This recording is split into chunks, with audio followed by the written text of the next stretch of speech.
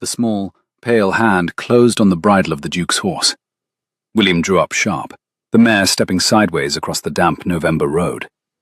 He looked down. A boy, no higher than his stirrup, stood beneath him in a brown coat that had been cut down from a man's coat, the shoulders too square, the sleeves rolled twice at the wrist. The child had mud on his boots and a fine gold leaf caught in his hair, and the gravest face William had seen in a 12-month. "Sir," the boy said, "my mother cries every night." The mare blew out her breath in a soft grey plume. The woods behind them dripped with the last yellow of the oaks. Somewhere beyond the hedge, a sheep bell sounded once and fell silent, and the damp air carried the sweet, slow scent of cider apples left in the grass to rot. William dismounted. He did it slowly, because sudden motion frightens small creatures, horses and children both, and because he needed the 3 seconds of descending to arrange his face. "Every night," he said. "Every night. She thinks I am asleep." The boy was watching him with a clear, grey expectancy that William recognized as a child's absolute faith that adults, when properly informed, would fix what was wrong. It was a look he was not accustomed to deserving. He asked the boy his name and his mother's, and got the name Samuel in return, and, with the careful enunciation of someone who had been taught that names required precision, Mrs. Hale. William said nothing. The mare stamped. A branch of the hedgerow scratched against his polished boot. The sky over the boy's head was the colour of the inside of an old pewter cup. Autumn at its unsentimental worst, the light flattening everything and hiding nothing. Mrs. Hale. He had not heard the name spoken aloud in 6 years. He had spent those years teaching himself not to say it, even in the quiet of his own thoughts, even when a peninsular fever had held him for a fortnight, and the memory of her name was the only thing he had to walk himself back from. A single rook crossed the road low overhead. A drop of cold water fell from the edge of his hat brim onto the knee of his breeches. He felt it with the unreasonable, exact awareness of a man whose whole weight has just been set upon a very small plank of wood. He asked where they lived. "The orchard cottage," Samuel replied. "Past the miller's, 2 fields down from the lightning oak." William observed, in the mild tone of the man making conversation while his mind sorted through a great deal else, that the boy had walked a considerable distance to find a strange man on a road. Samuel corrected him. He had walked, he said, to the village, and there he had waited for a gentleman. Mamma had said they did not beg. Mamma had not, however, said he could not ask. William's mouth moved. Not quite a smile, but something the autumn air could not account for. "What is it you mean to ask, Samuel?" The boy's grip on the bridle did not slacken. He had narrow fingers, and at the base of his thumb a small, half-healed scrape, the kind a child gets from climbing where he has been told not to climb. William found himself cataloguing this scrape with a precision he did not understand. "She says tears are not forever," Samuel said.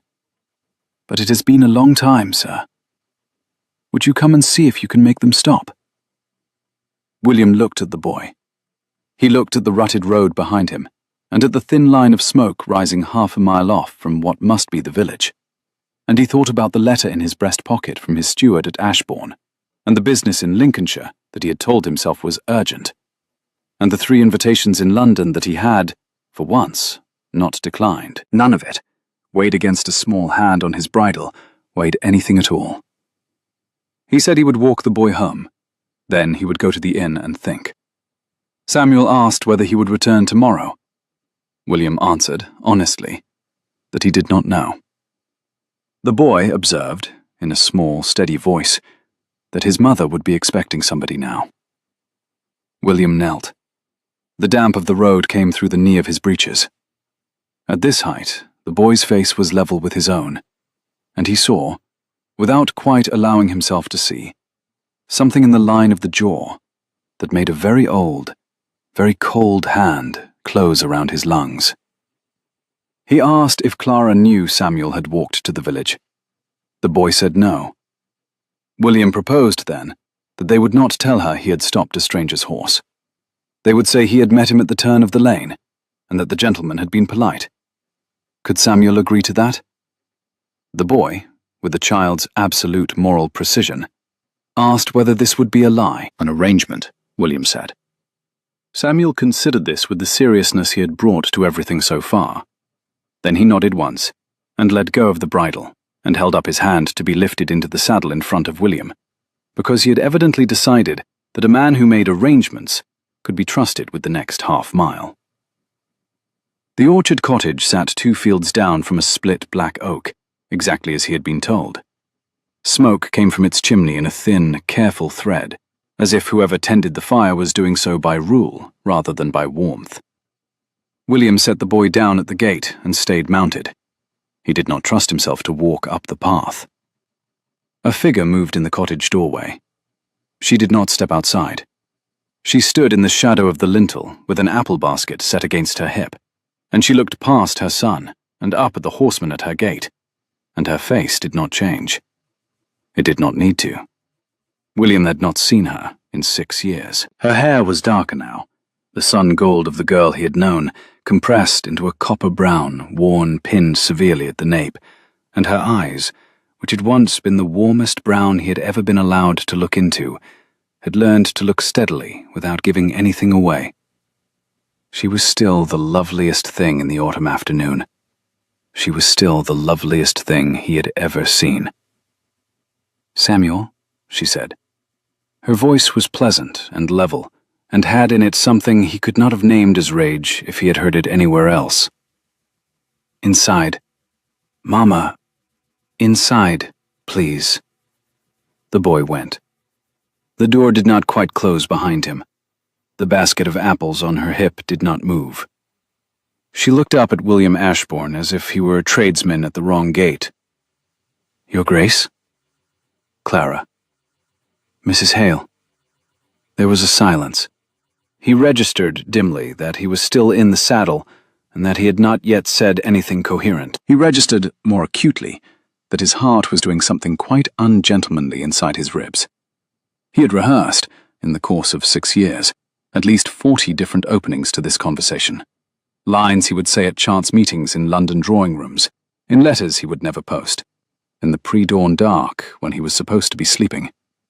And every one of them, now that the moment was actually upon him, evaporated like smoke off a wet fire. He said, at last, only what a neighbor would say. He had met her son on the road. He had brought him home. She thanked him, gravely and briefly, and wished him a good afternoon, and stepped back into the cottage, and the door shut. It did not slam.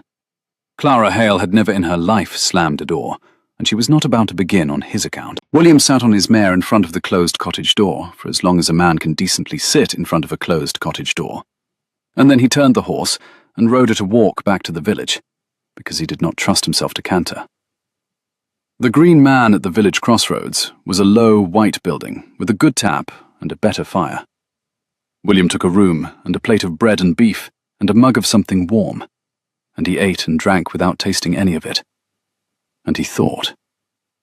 When the landlord came to take his plate, William asked him, with the careful casualness of a man who has rehearsed the tone, about the widow at the orchard cottage. The landlord answered in the closed, polite register of a countryman who has learned what questions are safe. Mrs. Hale had come down from her aunt's, he said, 5 or near 6 years ago, when the aunt had died and left her the orchard. She took in sewing, besides. She kept herself. She was spoken of as a widow, yes. He himself did not speak of her at all, begging his Grace's pardon. She was a good neighbor, and her boy was a credit to her, and her business was her own. William put a coin on the bar. He was told he had the right of it. The landlord was a sound man. There would be one more question, he said, and then he would cease. Had any gentleman called upon her in those 6 years? Nor any lady? None, the landlord said. She took her own counsel. William finished the mug and set it down carefully. Through the small window he could see the last of the daylight bleeding away over a field of stubble, and the first thin stars coming out over the eastern wood. Somewhere in that dark, A small boy was being fed his supper, and a woman was sitting across the table from him and smiling, because she had been smiling across tables at that boy for 5 years and had not missed an evening of it. He went upstairs. He did not sleep. He stood at the window and watched the night find its full darkness over the village, and thought about a boy's grey eyes, and a scrape on a small thumb, and the line of a jaw. And at 4:30 in the morning, he called for his horse. The dawn was the colour of a bruise when he rode out of the village. Frost had crept down into the ruts of the road overnight, and the mare's breath came in white bursts, and William did not allow himself to think about anything except the next turn of the lane, because if he thought beyond that, he would not keep going. The orchard cottage was awake before him. A single candle burned in the kitchen window. Smoke came up from the chimney at a domestic angle, the angle of a fire built for breakfast and not for ceremony. He dismounted at the gate and tied the mare, and walked up the path and knocked on the door. It opened at once. She was in the same dress as yesterday, indigo dark wool, plain at the collar, an amber-red shawl pinned at her shoulder against the cold. Her hair was already up. In her hand was the broom she had been using to sweep the hearth. The kitchen behind her was warm and neat and smelled of toasted bread. Somewhere at the back of the cottage, a small voice was talking itself through the business of lacing a boot. "Your Grace? Mrs. Hale? Have you come about the boy?" "I have come about everything." She stood in the doorway for a long moment. She did not ask him in, nor did she shut the door. When she spoke again, it was quietly, and with a plain realism that had the weight of something considered a long time ago. If, she told him, he stepped inside this cottage at this hour, and any soul saw him, her son would have to live with it for the rest of his life. She asked him to consider that before requiring her to be hospitable. He took a step back from the threshold. Not far. Enough. "May I split your wood?" She looked at him. He said it again, evenly.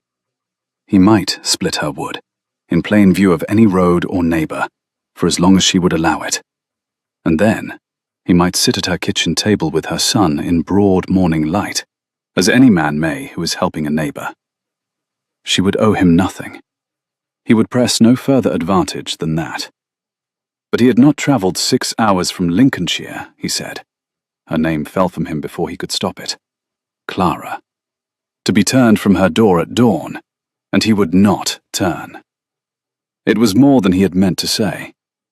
Her face did not change, but her grip on the broom did, a tightening at the knuckles, quickly corrected. The axe, she told him, was at the woodshed. He was not to make a display of it. Breakfast was at 8. If he was still there at 8, he would sit where she put him, and he would not ask her son any questions, about his father or otherwise. Were they clear? "We are." "Then good morning, Your Grace." "Good morning, Mrs. Hale." She shut the door. The woodshed was tidy. A year's worth of cordwood stood stacked in 4 neat walls, and the axe hung from a peg on the central beam, clean, and the block was the correct height, and whoever had set this shed up had known what they were about. William set his coat on the rail and rolled back his cuffs. The frost was leaving the grass in thin, fading scribbles. A wren came to investigate, and departed. He began to split wood. He had not split wood in 6 years. In the first hour his hands blistered and his shoulders remembered.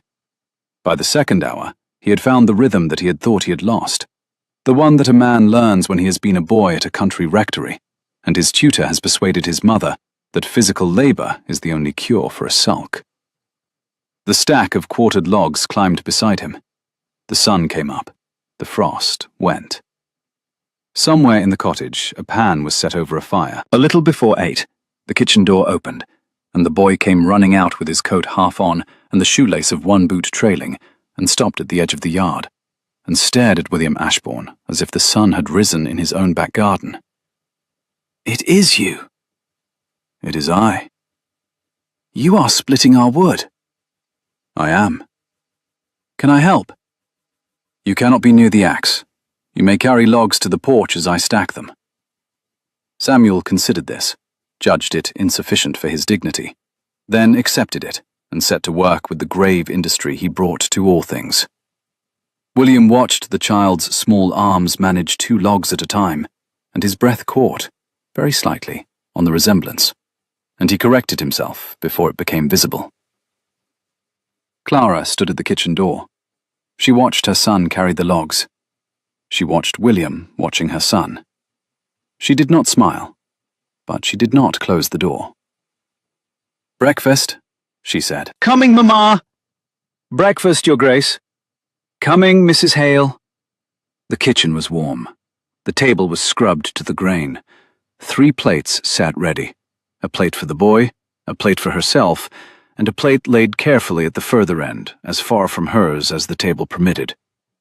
She served porridge with apples from her own trees cut into it, and thick slices of buttered bread, and a pot of tea that was strong and very good. William sat where she had put him, and ate what she had set before him, and did not speak until spoken to. "Did you split all of it?" Samuel asked around a mouthful. "Most of it." "Are you going to stay?" Clara set down her spoon. She did not look up. William said, carefully, "I am going to help your mother with the apples for as long as she wishes. When she no longer wishes, I shall go." Samuel looked at his mother. Clara lifted her spoon again. The silence stretched. A log popped in the hearth. William, who had negotiated with 2 ambassadors, a French smuggler and his own mother in the past 12-month, decided that a 6-year-old boy at a kitchen table in Somerset was the most dangerous creature he had ever yet faced. "I wish," said Samuel, "for him to stay a long time." "Do you?" said Clara. Her voice, finally, was not level. It was thin at the edges, as if the porridge had caught in her throat. She rose to take Samuel's plate, and her shoulder brushed, in passing, the back of William's chair. A touch she could not have prevented in the narrowness of the kitchen, and which she treated as if it had not happened. The chair did not move. William did not move. But his hand on his tea was suddenly very still. After breakfast, she sent Samuel out to feed the hens. William rose and cleared the plates from the table before she could stop him. She took them from his hand at the basin without looking at him and set them to soak. "Your Grace." "William." "Your Grace, I do not know why you have come. I do not know what you expect. I am certain you are unaccustomed to doors being shut in your face, and I am sorry for your discomfort. But my son has a mother who has spent 6 years making a life out of what was left to her, and I shall not allow that life to be unmade in a morning because a duke has taken a whim to ride down a country road and be courteous. It is not a whim." "Then what is it?" "I do not know yet." "That is a worse answer." "I know." She stood with her back to him at the basin. The line of her neck, above the collar of the dark dress, was the same line he remembered. He had once only, and not after, pressed his mouth to that nape, in a summer garden, in a month and year he had taught himself to forget. He had learned to not think of it. He was thinking of it now. "Mrs. Hale." "Your Grace." "How old is the boy?" Her hands stopped moving in the water. "He is 5. He is 5. He will be 6 at Christmas." There was a silence that went on longer than any silence William had lived through in the wars. He did not speak into it. He did not dare. She did not turn to face him. Eventually she picked up another dish and set it to soak. "The apples," she said, "are in the orchard. There is a ladder at the south wall. I will bring baskets. You may climb or you may carry. I do not care which. Only do not allow the boy up the ladder. He has no business on a ladder, and he will tell you he has." "Mrs. Hale." "Outside, please, Your Grace." He went. The orchard lay west of the cottage. 30 trees in 4 ragged rows, the grass beneath them long and silver with the melting frost. The last of the fruit hung red and gold against the black, wet bark. A small ladder leaned at the south wall, where she had said. William set his coat on a branch and began to climb. He spent the morning picking apples. Clara came and went with her baskets, Samuel trotting at her heel. The boy gathered the low fruit. Clara handled the middle branches from a second ladder at the next tree. William took the high ones. They did not speak except about apples. By midday, 3 baskets were full, and a 4th half-filled, and the Duke's hands smelled of bruised fruit, and his hair had a leaf in it, and his shirt clung at the back, where he had sweated through it, and been dried by the wind. Samuel came and stood under his ladder. His small boots left dark prints in the silver wet grass. He had a single apple in each hand, and a look of patient, fathomless composure, and he waited until William had placed his picking knife in the small leather sheath at his belt, and come down 2 rungs before he spoke. "Is your name William?" he said. "It is," Samuel reported, with the particular dignity of a small boy handing over intelligence he had gathered at considerable personal risk, that he had heard his mother say the name once. She had said it at the kitchen basin, while she was washing dishes. She had not known, he added, that he was listening. William came down the rest of the ladder. He wiped his hands on a cloth and crouched at the base of the trunk, with his back against the rough bark, so that his face was level with the boy's, and his voice would not have to travel. The smell of bruised apple and wet moss rose from the grass. Somewhere above them, a late wasp was crawling over a cider-sweet windfall. He told Samuel, carefully, that his mother had known him a long time ago, before Samuel had been born. They had been, he said, very great friends for a summer. He had had to go away to a war, and had not come back. Samuel thought about this, with the slow, considering gravity of a child accepting a difficult piece of arithmetic. He had the expression of a small judge delivering an unpopular but fair verdict. "Mama does not like men who go away and do not come back," he observed at last. "No, I should not think she does." "But she liked you this morning." The boy inspected one of his 2 apples, found it wanting, and swapped it for the other. "She put you at the far end of the table. That is where she puts the vicar when he comes. She's being polite. She's not being unkind." William laughed. It came out of him without warning, a real laugh, brief and startled, and it sounded strange in his own ears, because he had not heard himself make that sound in a long time. The boy regarded him with the small, private satisfaction of a physician who has correctly identified a difficult case. "Samuel Hale," William said, "you are a dangerous gentleman." "Mamma says I ask too many questions." "Your mother is correct, and I am grateful for it. Come, we have another tree." They picked the other tree together. The sun came over the south wall at a low autumn angle and made gold of everything, of the grass, of the mare grazing at the orchard edge, of the loose strands of hair at the nape of a woman who had come to the gate with another basket, and who stood now watching the 2 of them working beneath her last apple tree, without a word. Clara served dinner at 1. William did not go back to the inn. He did not think about going back to the inn. At 4:30, he split a further half-cord of wood. At 6, he carried water from the pump. At 7, when the dark came down hard and sudden, as it does in November, Clara looked at him across the kitchen and said, "There is a bed made up above the stable. It is clean. I have no other to offer you. And there is the village inn, and you may choose as you will." "The stable is more than kind." "It is not kindness. It is strategy. If you are seen in the village tonight, there will be talk. If you are seen leaving at dawn, there will be different talk. I am choosing the smaller talk, Your Grace. I am not inviting you into my home." "I understand, Mrs. Hale." "Do not call me that tonight." He looked at her. She was standing by the hearth with her hands clasped very tight at her waist.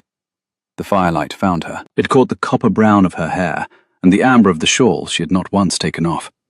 And it caught something else at the crown of her head that he had seen before, and not understood that he had seen, and which now, in the steady lamplight of a kitchen in Somerset, he saw. It was a comb. A slim, carved comb of copper, chased with a pattern of leaves, sitting in the knot of her hair. He knew that comb. He had bought it at a silversmith's in Bath for her 21st birthday, 3 days before he had been summoned back to Ashbourne by a letter from his father, and not returned for 6 years. "You are still wearing it," he said. She did not look at him. "I am still wearing it." "Why?" "Because," said Clara Hale, "I am a woman of habit, Your Grace. It is a small comb, and it does its work. I've not had a new one in 6 years. There has been no occasion to replace it." "Clara." "Good night, Your Grace. The stable is the building with the lamp in the window. Please keep the door bolted. The wind is rising." He crossed the yard in the full dark. The wind had come up, as she had said, and the stars above the stable roof were the sharp, hard, cold stars of a true frost coming. The stable loft had a clean cot and a clean blanket, and a pitcher of water and a candle. He sat on the edge of the cot for a long time in his shirt sleeves, without lighting the candle, and he thought about a small jaw, and a pair of grey eyes, and a comb, and about a morning 6 years ago, when he had left a garden in the rain because a letter had required him to, and about the letters he had written in the months after, and the letters he had waited for, and the silence that had come instead. He did not sleep until nearly 3. When he did, he slept badly. He woke to the sound of weeping. It was thin and carried on the wind. A woman weeping softly in a kitchen at 4 in the morning, believing herself unheard. William lay on the cot with his fist against his mouth and listened to it until he was certain beyond any further doubt. And then he rose and dressed and walked through the dark yard to the cottage door. It was unbolted. She had not bolted it. He took this information and filed it away. He pushed the door open 1 careful inch. Clara Hale sat at her kitchen table in a white nightshawl with her face in her hands. A single candle burned between her elbows. The fire had gone out. She was not sobbing. She was making no sound at all. Her shoulders were moving in the small, suppressed rhythm of a woman who had been doing this exact thing at this exact hour in this exact kitchen for a very long time, and who had learned a long time ago to do it without any noise that might wake a child in the next room. "Clara," he said from the doorway. She did not start. She did not turn. She simply drew in a very long breath and lifted her face from her hands, and she looked across the small, dark kitchen at him, and her eyes were wet, and her mouth was steady. "You heard me." "I heard you." "Every night," Samuel said. She did not finish it. He did not need her to. He closed the door behind him with the careful attention of a man handling a thing that might shatter at sound, and he did not step further into the room. "Her 5-year-old son," she said after a silence, "should not have told a stranger." He answered that Samuel had not told a stranger. He had told him. "That is the same." "No." She wiped her face with the back of her hand, the small, efficient gesture of a woman who had been wiping her face that way at 4 in the morning for 6 years. She had made an art of it. The art was the thing that hurt him more than the weeping. And then she said, with a very small smile that had nothing to do with mirth, that Samuel had told her he would come back. She had not believed him. The boy had told her the Duke would come, because he had explained about the crying. She had told Samuel that tears were not forever. She had not told him that men like dukes did not return to cottages because small boys asked them to. She should have. Now he knew, and he would remember, and he would think, for the rest of his life, that the world worked in this way. "Clara," William said. "Your Grace, is he mine?" She looked at him. The candle between them guttered once in the draught from the door and recovered itself. Outside, a dog barked somewhere along the lane, and was still. Clara Hale sat at her kitchen table in her white nightshawl, and she looked at William Ashbourne with her wet face and her steady mouth, and she did not lie to him. She had never been able to lie to him. She had been able to refuse him and dismiss him and keep him from her door, but she had never been able to lie to his face, and she was not about to start. He is. William's knees went. He did not fall. He found the edge of the kitchen table with the flat of his palm, and he lowered himself into the chair across from her, and he set his hand on the scrubbed wood between them, and his hand was not steady. She saw that his hand was not steady. "Clara," he said. "Clara." "You did not know." "I did not know." "I thought you knew. For a long time I thought you must know, that you had heard and chosen. And then I thought, I understood, that you had not heard. But by then it was late, and I had made a life." He asked why she had not written. She said quietly that she had. He closed his eyes. "How many times?" 7. She had stopped, she explained, after the 7th. A letter had come back unopened. It had been returned from Ashbourne, with his seal on the outer fold, and she had taken the return as an answer, and had decided no woman should require an 8th. He could not answer at first.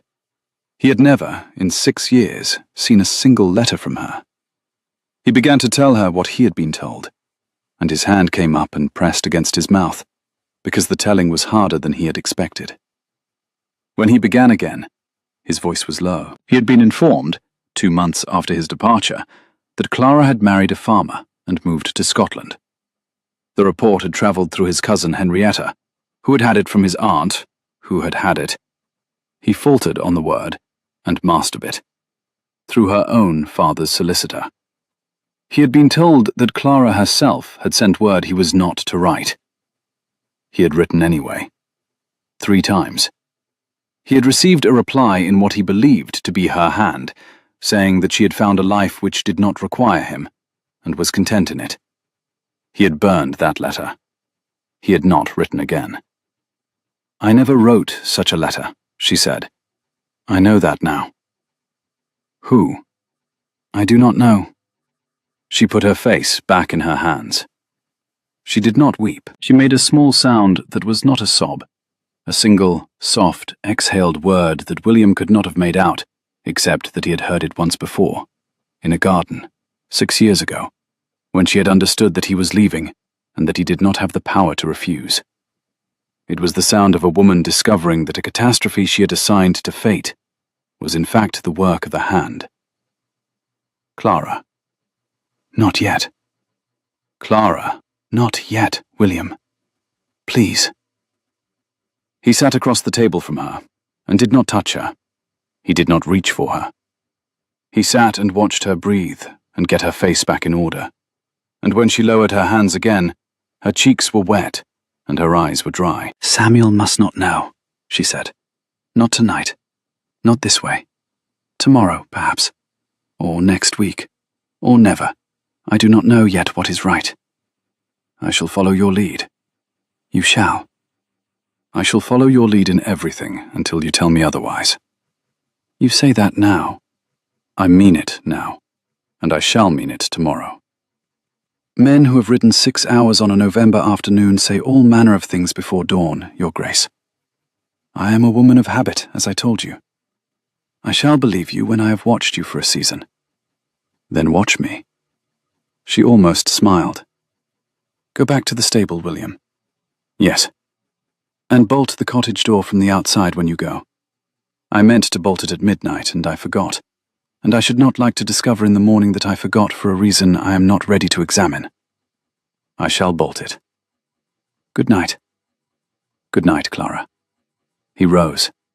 At the door he stopped. He could not help it. He turned back, and she was still at the table in the candlelight, with her shawl drawn close, and her hands flat on the wood, and he said, "I am sorry. I know. I am more sorry than you will ever hear me say. Perhaps. We shall see." He closed the door behind him and bolted it from the outside, and stood in the black yard with his hands on the bar until his breathing steadied, and then he crossed the yard to the stable, and did not sleep, and did not try. In the morning he split wood again. Samuel found him at it and carried logs. Clara came and went about her business with the same composed pleasantness she had shown the day before. And that was what undid him more than any weeping. He could manage a weeping woman. He had no defense at all against a woman who had wept at 4 and was pouring tea at 8, and meaning every cordial word of it. At 10, she called him in and sat him down. She had a small paper tucked into the cuff of her sleeve, and she drew it out and set it on the table between them, flat and face down, and placed her hand on it as a woman places her hand on a Bible before she speaks. The morning light fell across the scrubbed wood and caught the ink lines bleeding through the thin paper. Whatever she had written it early, and she had written it with a pen that was not entirely kind to her hand. "Here is what I will and will not do, Your Grace." He opened his mouth to correct her on the name. She lifted her other hand half an inch, and he closed it again. He understood, then, that the morning was going to be done on her terms, in her language, at her pace, and that the most useful thing he could do was listen. She did not read from the paper. She had written it only to steady her hand while she said the words aloud. She would not, she told him, accept an offer of marriage made this week, nor next, nor within any week of his first returning. If what he felt was true, it would still be true at the end of the season. Nor would she accept money, nor a house, nor a carriage, nor a governess for her son, nor an account opened in her name, nor a settlement in trust, nor any of the kind and perfectly ducal things he was about to suggest. She had fed her son and herself for 6 years. She had done it without him. She was not, she said quietly, to be rescued retroactively. They were clear, he said. They were clear, she answered. He watched her fold the paper in half, and then in quarters, and then set it aside without looking at it. What she granted him in its place, she spoke plainly.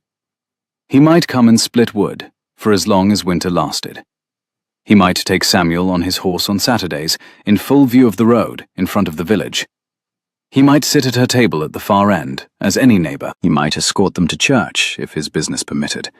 He might write to her, if he wrote as he once had, and not as a man negotiating. He would write as he once had, he said.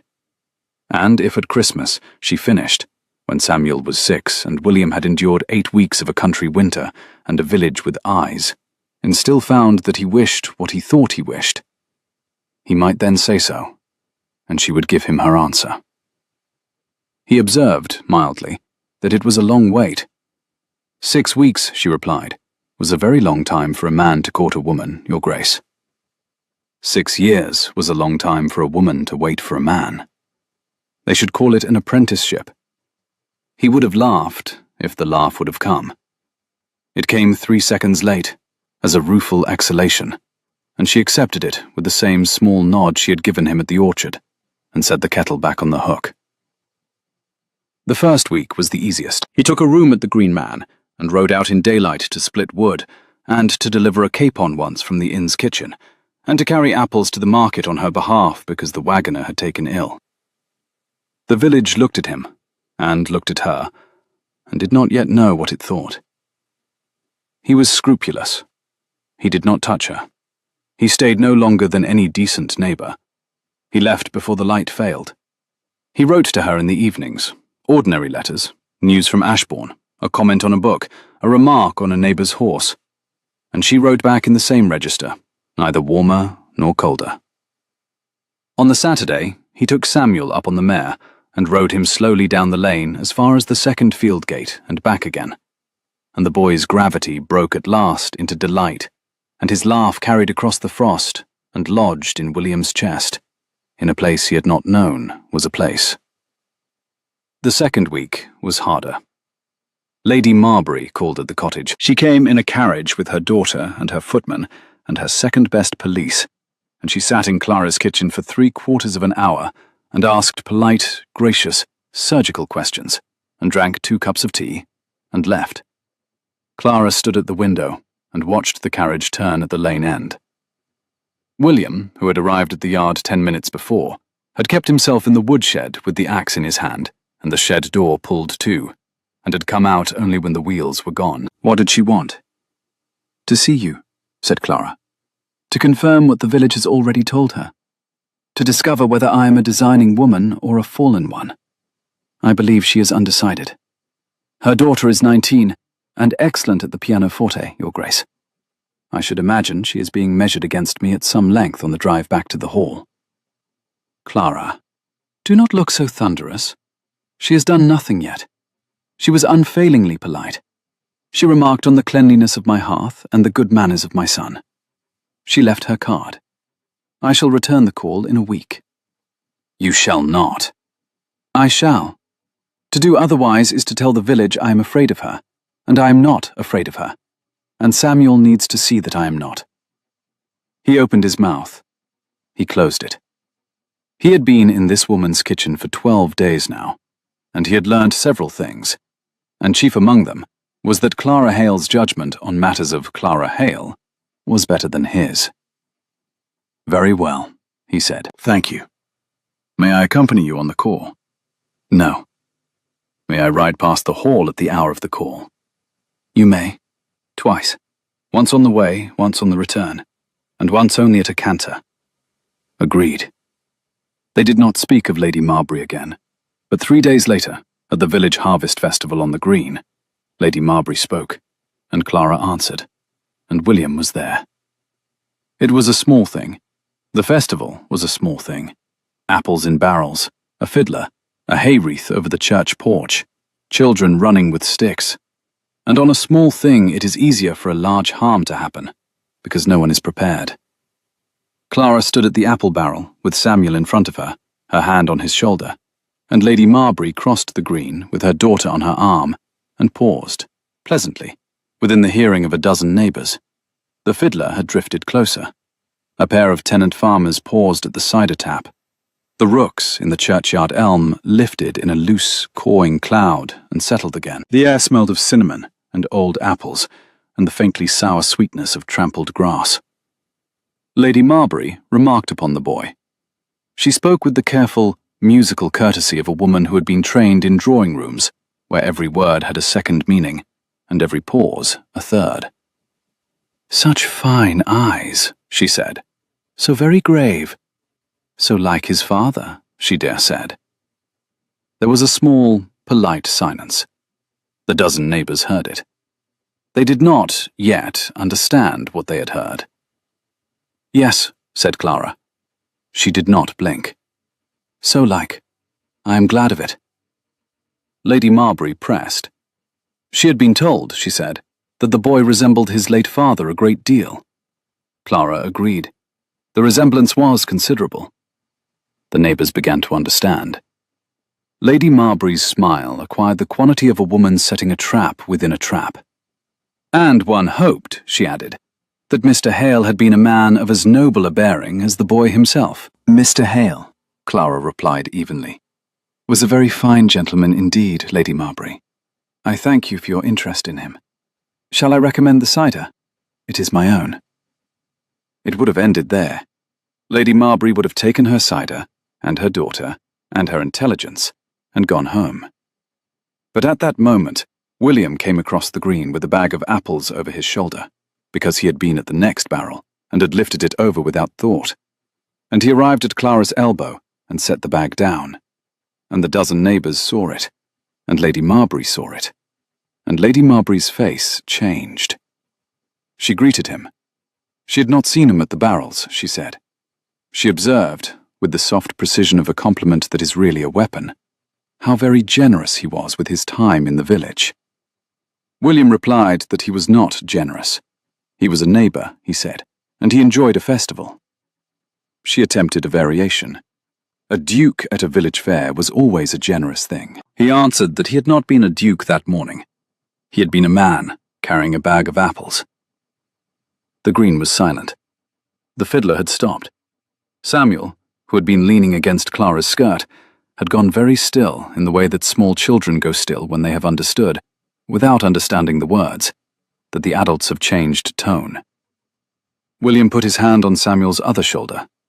It was not a calculated gesture. It was not staged. It was the thoughtless hand of the man who had just set down a heavy bag and needed somewhere to rest his arm. The dozen neighbours saw that too. "Lady Marbury," said Clara quietly, "I believe you were about to try the cider. Samuel, would you go with your grace and fetch the lady her cup?" "Yes, Mamma." He went. William went with him. Lady Marbury, deprived of her audience and of her momentum, accepted the cider, made a remark about the weather, and withdrew. The fiddler struck up again. The dozen neighbours returned to their apples. It was perfectly done. It was, William thought later, the neatest piece of social surgery he had ever watched in a year of watching his mother operate and 30 guests at a dinner. Clara had ceded nothing. She had conceded nothing. She had rolled the attack back upon itself without raising her voice, and she had used him expertly, to do it. He caught her eye across the green. She did not smile. She only dipped her head half an inch. It was more than a smile would have been.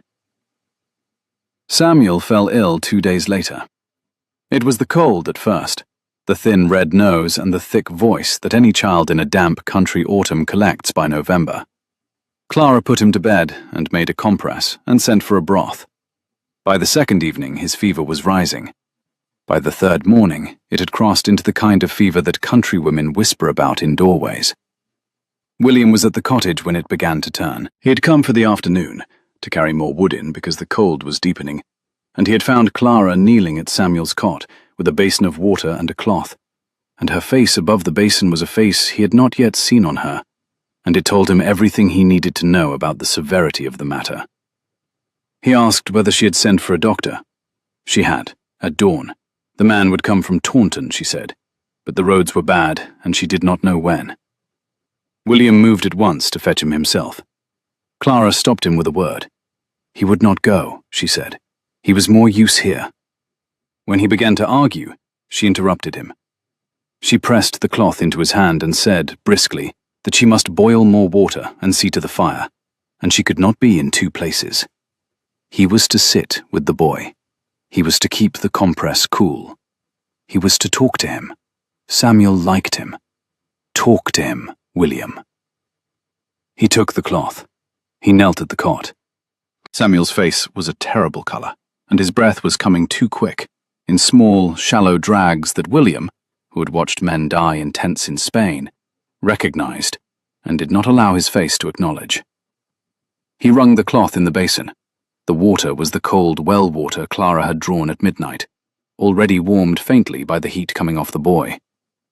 He set the cloth on the child's forehead with a hand he had willed steady. "Hello, Samuel," he said. "William?" "I am here." The boy's eyes were unfocused and too bright. He said, in the small, flat voice of a child who knew better than to lie to himself, that Mama was scared. William said that Mama was not scared. Mama was busy. Samuel considered this, and then announced, with the devastating accuracy of the very young, that Mama made that particular face only when she was scared. William conceded that perhaps Mama was a little scared, and that the two of them would help her not to be. He was asked how. He answered that Samuel's only task was to get better, and that he, William, would sit at the cot for as long as it took, and the matter would be arranged between them.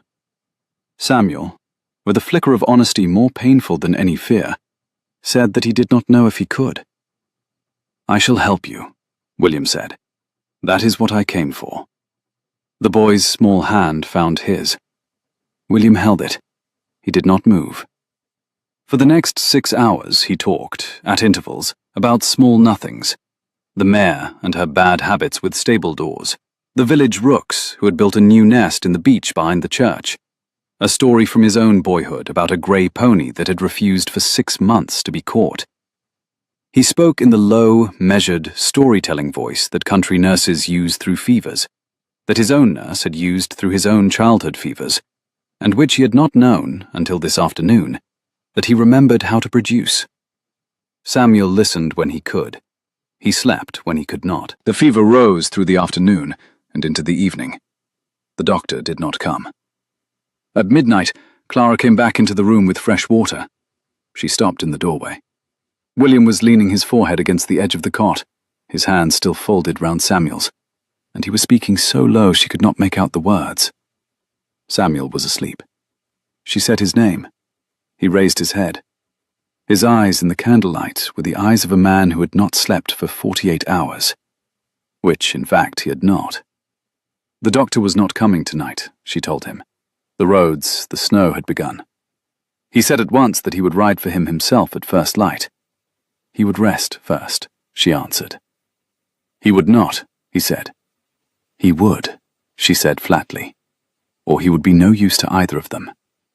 Come. She took the cloth from him, and she took his hand, and she drew him up from the side of the cot, and she led him out of the small back bedroom, and across the kitchen, to the settle by the fire, and she pressed him down onto it.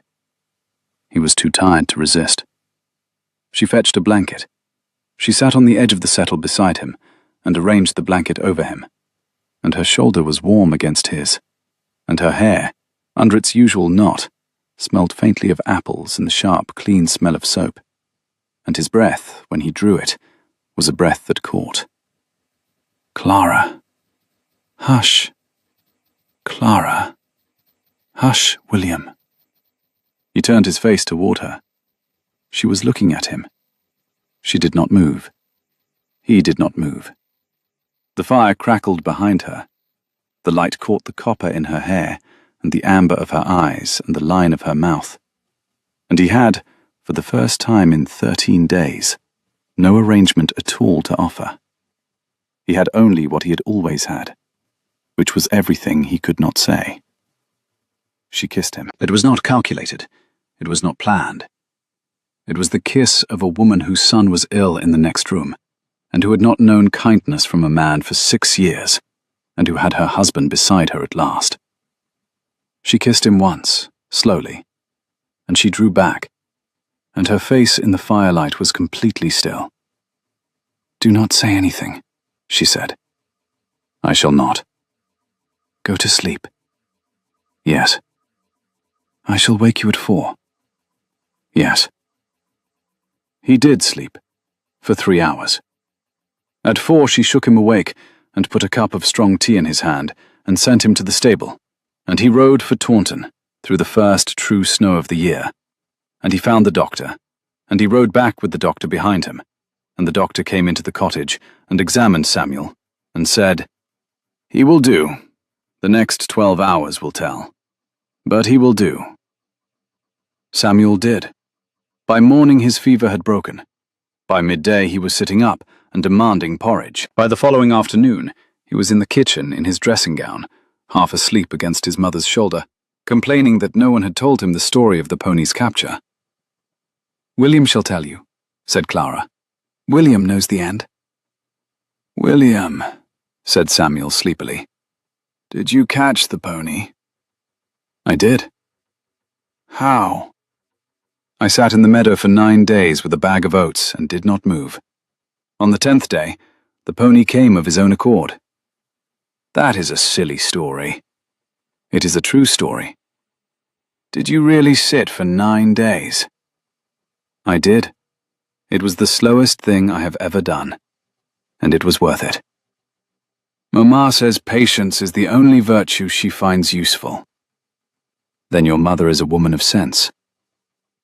Clara, above Samuel's head, looked at William. William looked at Clara. The look went on for longer than either of them meant it to. Samuel, who had missed none of it, yawned largely and put his face back against his mother's shoulder. Samuel, his face against the wool of her dress, asked William whether he was going to stay this time. Clara did not breathe. William watched her, not breathing. He said, gently, that it was not for him to decide. It was for his mother. Samuel appealed to her in a single, sleepy syllable. Clara's hand, moving of its own accord, passed once across her son's hair. She did not lift her eyes from William's. It might be, she said at last, that he would stay. It might be that they would see. But he would come for Saturdays, Samuel pressed. He would come for Saturdays, she agreed. Samuel declared that was all right then, and fell asleep against her shoulder. They sat in silence with the fire crackling. Outside, the snow had stopped. The kitchen smelled of the remains of broth and of the apples she had cut for the morning. William, who had not expected to live through the past 3 days, found that he was alive and that a small boy was sleeping against the shoulder of the woman he had loved for a third of his life, and that he was, for the first time since he had been 22, in a room that he did not wish to leave. She said his name, and he answered. In the first light of Christmas Day, said Clara Hale very quietly. He might ask her. He said he would. And she would answer him, she went on. He said yes. But not before, she added. She had her son to settle, her village to settle, and she had to watch him another 6 weeks, and she would not be moved on that. He said he understood. Good. She looked then into the fire. The lamplight found the comb in her hair, the copper comb he had bought for her in Bath on the 9th of June, 7 years and 5 months ago. He did not point at it. He did not speak of it, but she saw him see it, and her mouth moved very slightly in the first real smile he had been permitted since he had come down the lane behind her son. Christmas came. It came slowly, as Christmases come in country places. The first snow stayed a week and melted. The second snow came in the second week of December and stayed. The orchard became a white, silent place, and the apples that had not been picked lay under a soft cap of snow, and the smoke from the cottage chimney was a firm domestic thread every evening across a firm domestic sky. William took a room at the Green Man through the month. He rode out each day. He split what wood needed splitting, and he brought what could not be got from the village shop, and he took Samuel up on his horse for the Saturday ride, and he sat at the far end of Clara's kitchen table at meals, and he wrote her a letter every night, and she wrote him one every morning. The village watched. The village drew its conclusions. The village, being a country village with a pragmatic streak, decided that whatever precisely had taken place between the widow at the Orchard Cottage and the Duke of Ashbourne was their own concern, and that the boy was a credit, and that the Duke split wood very well, and that the matter would, in the fullness of time, arrange itself. On the 12th of December, a letter came from William's cousin Henrietta, sent on from Ashbourne. It arrived by the afternoon post, bound in oilcloth against the snow, and the packet that accompanied it was heavy enough to settle on the bar of the Green Man with a small, definitive thud. William carried it upstairs before he opened it. He closed the door of his room behind him. He sat in the single chair at the small desk by the window, and he turned the packet over in his hands twice. And then he broke the seal. The letter was in 2 parts. The first was an apology, written in the tight, careful hand of a woman who had been composing the sentences in her head for a fortnight before she let them fall on paper. The second part was the truth, and it was the kind of truth that breaks across a man's chest in a single pass and leaves everything behind it rearranged. His aunt, Henrietta wrote, had known from the beginning. She had written to Clara's father in the August of the year of William's leaving, offering, in the polite language of settled ladies, a sum of money for Clara's silence. The settlement had been refused. A second approach had been made through the father's solicitor, and that approach, negotiated with a man of limited moral range, had succeeded. Every letter Clara had sent from that day forward had been intercepted at the village post. Every letter William had written had been taken from the Ashbourne mail before it left the estate. The one reply William had received in what he believed to be Clara's hand had not been written by Clara. It had been written by a forger in Salisbury. The aunt had paid him £12. Henrietta had the receipt. She had the forger's signed confession. She had the bank drafts in her aunt's own hand. She had a copy of the last of Clara's 7 letters, still sealed. "I am sending it all by the messenger who carries this," Henrietta had written at the close. "And I shall never in my life ask you to do anything for me, except to forgive Clara Hale, if she will permit it of you, and to tell her that she is survived by no one who has not paid in some measure for her silence. I was 21. I did not know. I am so sorry." William read the letter twice. He did not move between readings.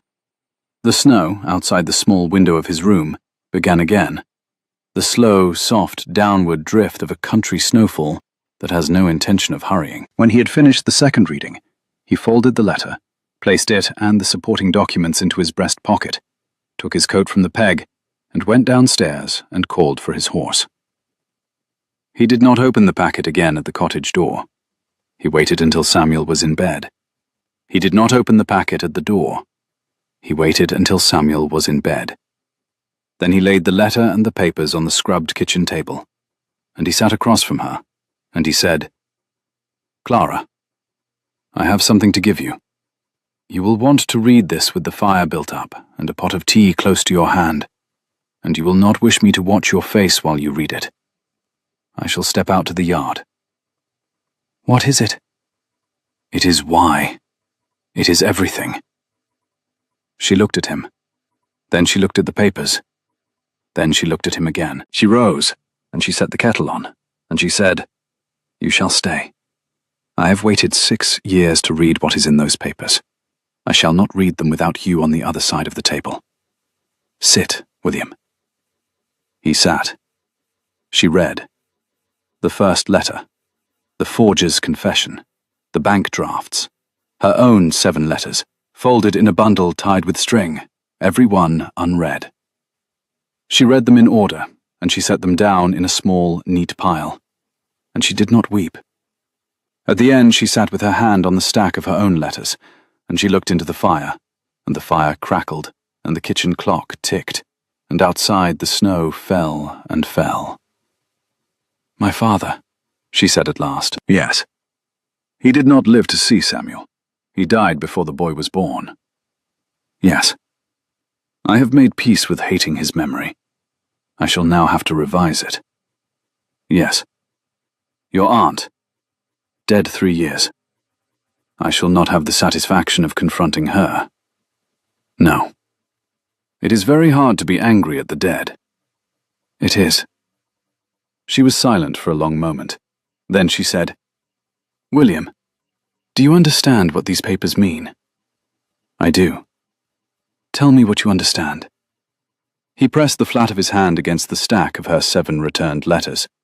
They had been tied with a thin black ribbon, his aunt's ribbon, he knew, because he had seen it 100 times around the wrists of the old woman's correspondence at Ashbourne.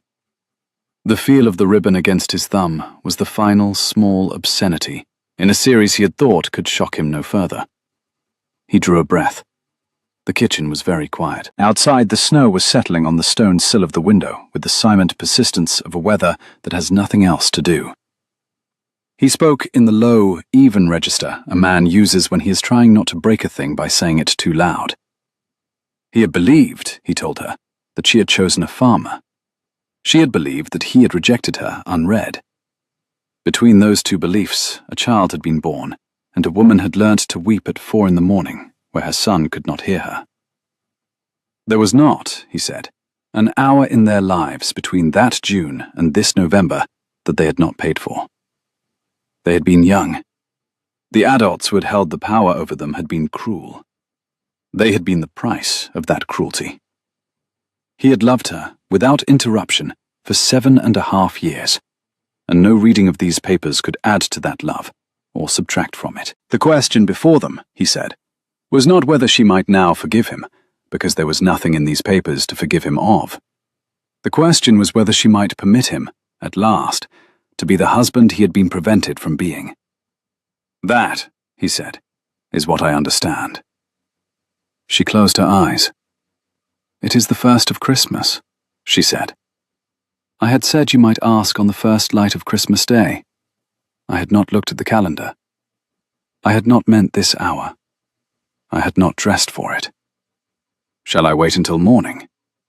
I shall lose courage by morning. Ask me now, William." He came round the table. He did not kneel. He had enough sense left to know that she did not need a kneeling man. He took her hand.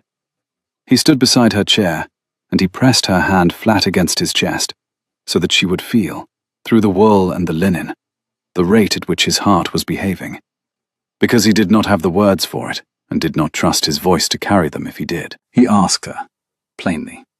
Would she marry him? Would she let him be a husband to her, and a father to Samuel, and a neighbor to her village? Would she accept that he would make mistakes, and agree to tell him plainly when he did? Would she do him, he said, and there his voice did break, a little, and he did not correct it. The enormous and undeserved honor of taking the name of a man she had already carried for 6 years. I will. Clara. I will, William. Yes. The answer is yes. He sat on the chair beside her, because his legs were once again behaving unreasonably, and he took her other hand, and he lifted both her hands to his face, and she leaned her forehead against his, and the fire crackled, and the clock ticked, and she did not weep, but he did. He wept, quietly, for a long time, with his face in her hands, and she held him, and she did not tell him to stop. It would not, she said after a time, be a very large wedding. She named the shape of it, the village church, Samuel walking her in, Henrietta from Ashbourne if she would come, her neighbour Mrs. Paget, who had been good to her through the 5 years she had walked to church alone. That was all, she said. That would be enough. They would hold it on Christmas morning. It was 3 days hence. He told her then about the license. He had carried it in his inner breast pocket for 11 days. He had not dared to look at it since he had folded it there. She stared at him. Then she laughed, the first laugh he had heard from her since his return. It was the laugh he remembered, with something added to it that had not been there before. The quiet weight of a woman who had taken 6 years to be herself again, and had not quite expected to be. William Ashbourne, you carried a marriage license in your pocket through 3 snowfalls. I did. I am, in my own small way, a man of faith. You are, in your own small way, a fool. He conceded that he was. He told her she was going to marry him anyway. She agreed that she was. The wedding was on Christmas morning, in the village church at 9. The church was cold and beautifully decorated in holly by Mrs. Paget and 3 other women who had risen at dawn. Henrietta had come from Ashbourne on the night mail. Samuel, in a new blue coat William had arranged from Taunton, walked his mother up the aisle with a dignity that threatened to break Clara's composure, and did not, because Clara had decided, early in life, what her composure was for. Samuel stood at her elbow during the vows. When the vicar asked William if he would have this woman, Samuel watched William's face with the focused interest of a small judge confirming a verdict. When the vicar said the final words, Samuel said, in the voice of a person who had arranged the whole matter and was now satisfied, "There." The church laughed. The vicar laughed. Clara Hale, who was no longer Clara Hale, laughed into William's shoulder and let him hold her for the half-second the vows permitted. And then she stepped back and was a duchess, and did not know yet, because she had been a mother for 6 years, that she would be very good at being a duchess indeed.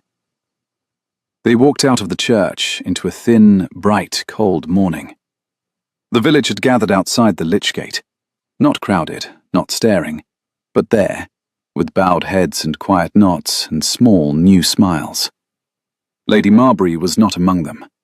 Her place had been taken by her daughter, who had sent a note of congratulation in her own hand 3 days earlier, and stood now on the steps of the church with a small nosegay of winter holly and an expression of careful, young, independent kindness on her face. Samuel accepted the nosegay on his mother's behalf. Clara accepted it on her son's. They did not go straight to the hall. They went to the orchard cottage first. William had said they must. Clara had known, without his saying, why. They opened the gate together, Samuel walking ahead. They paused at the kitchen door. William reached down and drew, from the pocket of his coat, the copper comb he had bought 7.5 years earlier in a silversmith's in Bath. The same comb. He had carried it all morning next to the license.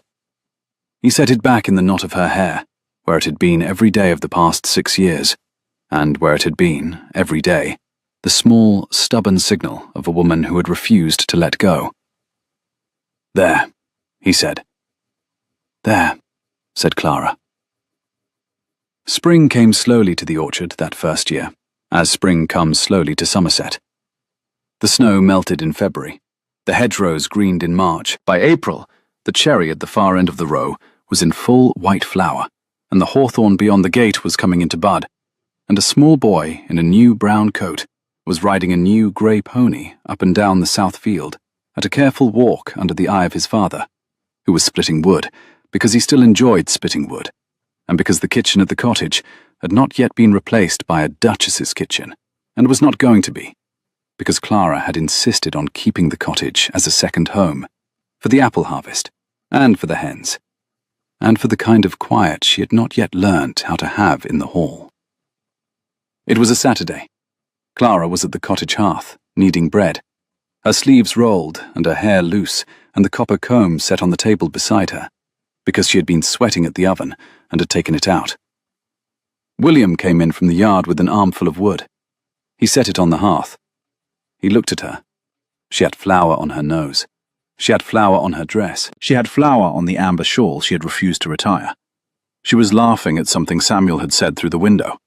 She greeted him by name, and he greeted her, and for a moment they only looked at each other across the kitchen. She spoke first, almost idly, of a letter from Henrietta. She wished to come in May, and Clara had written that she might. William said that was good. Then Clara added, more carefully, that the physician had been. William asked, in a single quiet syllable, what he had said.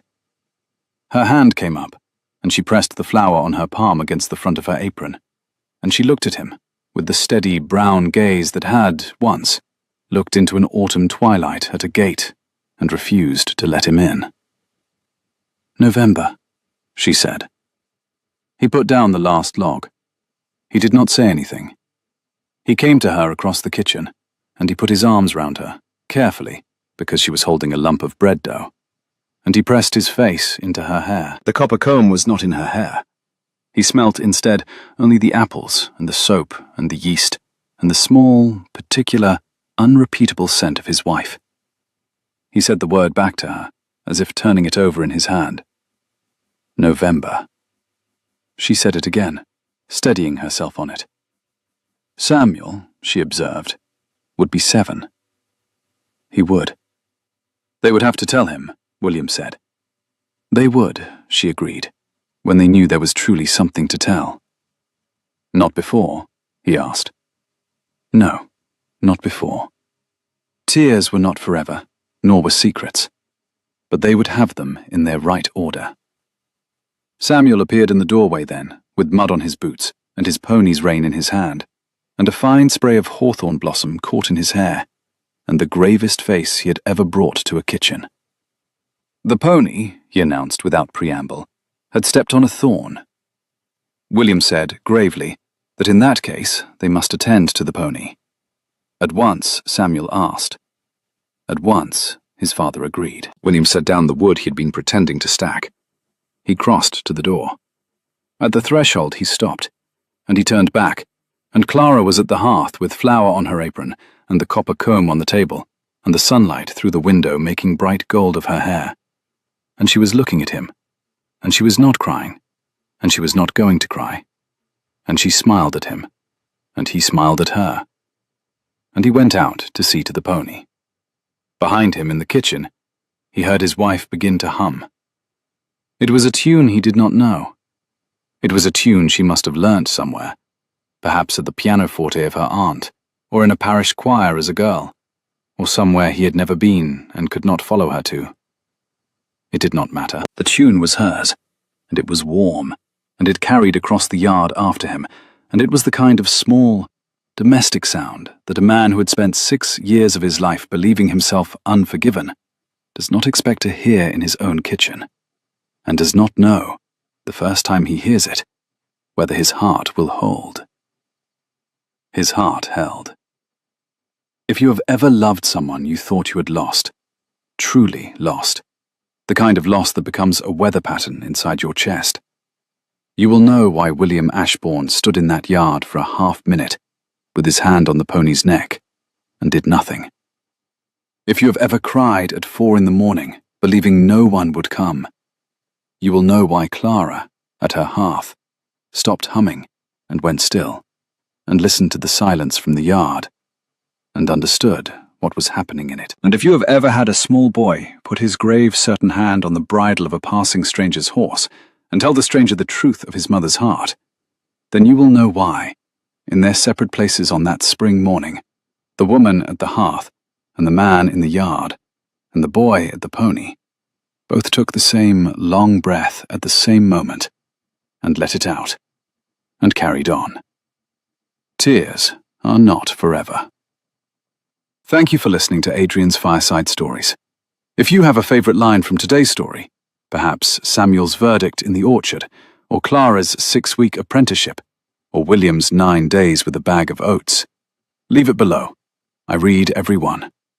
And if you would like another quiet hour by the fire tomorrow night, do please subscribe. The kettle is always on.